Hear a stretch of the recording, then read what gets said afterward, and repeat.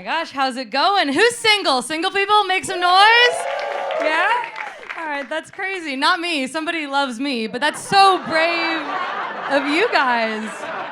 That's really cool for you. No, I'm glad. I got a boyfriend right before quarantine started, and now I'm getting fat and he can't leave me or he's not a feminist. So it's a really good situation for me. It's a decent time to be a chubby woman, right? We have the body positive movement. Kind of. We have plus size models, but they're hot, so I don't give a shit, you know? Wasn't the whole point that you could open Instagram, see a plus size model, and be like, wow, everyone's beautiful? But instead, you open it, and it's like, hey, you're not as hot as these fat people either. Go fuck yourself. And it's that doesn't... You know what I mean? Because they're all the same, they're all... They're never poor fat, you know? They're all rich fat, which is... Rich fat, you just kind of swell like a banker, you know? It's taut and official. They all have big tits and a fat ass, and it's yeah, you're not the ones we were worried about. So you're gonna be good. You're a Pornhub category. You're a hot girl who got a Super Mario mushroom. Who gives a shit, you know? I don't care about that. I want to see that loose Walmart all on the shoulders fat, you know? Just a good meatball on a toothpick body. That's what I want to see. You know? The type of person where you look at them and you're like, wow, I didn't know it could all go to your neck. That's crazy. That's feminism, I think. I don't know. Being a woman does suck. I'm not sure. I'm still figuring out my gender. I think I'm gender fluid, which a lot of people roll their eyes at, but it's not that complicated. Some days I feel more soft and feminine, and some days I feel more tough and aggressive. But I realize that those days seem to come about once a month. Almost, yeah, on kind of a cycle. So I am gender fluid, but the fluid is blood. So I don't know what that means for me. Because I don't know, I was questioning my gender for a long time, but then when I was in middle school, I didn't have the language to talk about being non-binary or anything, so I would just Google men, which is a broad net to cast. And it brings up pictures of guys with six-pack abs and crazy arms, and they're smoking a cigarette, and I'm a chubby 13-year-old reading Harry Potter, and I'm yeah, that's me. That seems great. But then I did one of those apps that turns your own face into a man, and I was oh shit, if you're trans, you're still fat? That's crazy. Yeah, I was going for Timothée Chalamet, not Shrek, so I will be sitting this out.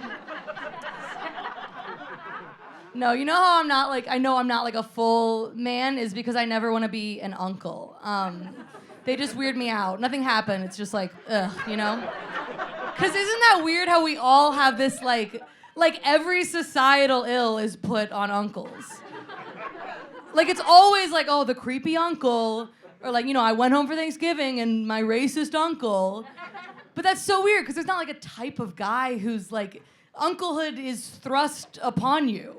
You're just living your life, and then your sister has a kid, and we all go, oh, hey, by the way, you're a racist pedophile now, so have fun with that.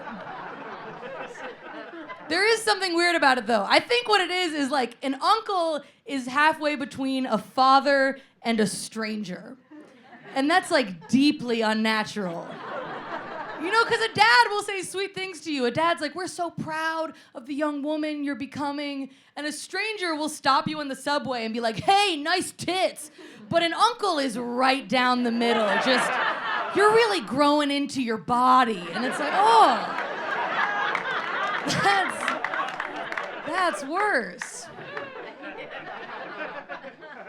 I don't know. I started taking antidepressants recently, which I'm a big fan of, trying to get all my friends to take them. That sounds it's not recreationally. I'm not just coming up to them hey guys, this party sucks. You want to make it fine? I just think maybe it could help them. I don't know. I did read something interesting about depression recently. Apparently, America is rated as one of the unhappiest countries on earth, but we also have one of the lowest suicide rates. So Number one. But on the other end of the spectrum, Sweden is rated as one of the happiest countries on earth, and they also have one of the highest suicide rates.